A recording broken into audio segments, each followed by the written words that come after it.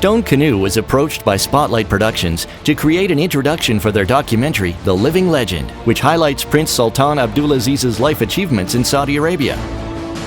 The process of creating the introduction to the documentary on His Royal Highness began with storyboarding the camera movement and elements within each scene. An Animatic was then created with mock-ups of each element, further refining the look and feel of the piece. Rough camera work in a 3D environment could then be started. During this time, work on all the different elements was refined, completed, and assembled into the final composite, resulting in a polished, finished product.